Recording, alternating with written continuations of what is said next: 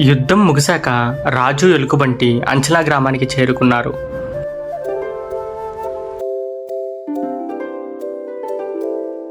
అక్కడున్న ప్రజలు రాజు ఎలుగుబంటికి ఘన స్వాగతం పలికారు. పూలు ఎగరేసి నృత్యాలు చేశారు.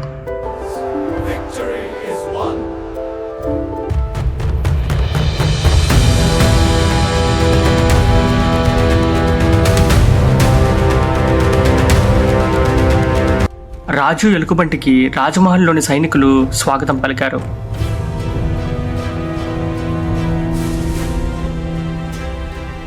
అంచలా రాజ్యానికి రాజైన అసురుడు రాజుని శంబాలాకి పంపిస్తానని చెప్తున్నాడు.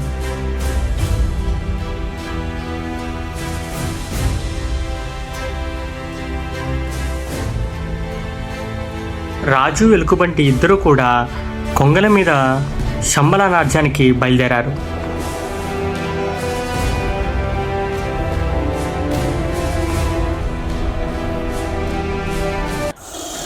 వాళ్ళందరూ శంబాలకి వస్తుండగా మార్గ మధ్యలో సింగాకి వాహనమైన డ్రాగన్ వాళ్ళందరినీ తరిమి కొడుతుంది.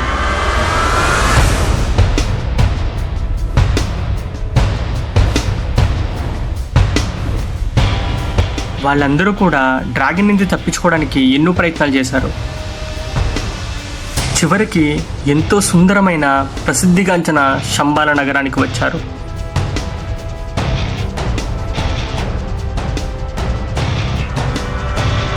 రాజు ఎలుగుబంటి శంబాల రాజమహల్లోకి వస్తున్నారు.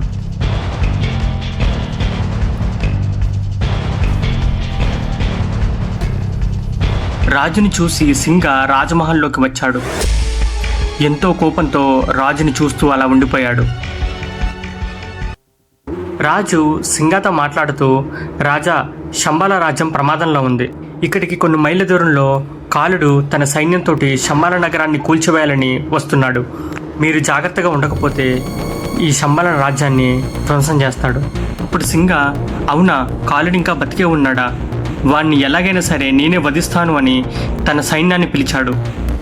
తన దగ్గర ఉన్న సైన్యాన్ని పిలిచి ఆ కాలుడు ఎక్కడ ఉన్నాడో, ఎంత దూరంలో ఉన్నాడో చూసి రమ్మని పంపిస్తున్నాడు.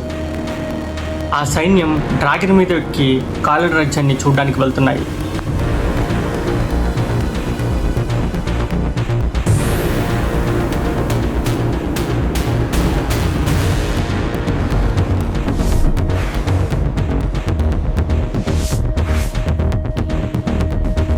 లే రాజ్యంలో విక్రమదేవ్ తన కుమారుడైన రణదేవ్ ఇంకా తిరిగి రాలేదని తన సైనికులతో చర్చిస్తున్నాడు. లే రాజ్యంలోని సైనికులందరూ కూడా రణదేవుని వెతకడానికి బయలుదేరారు.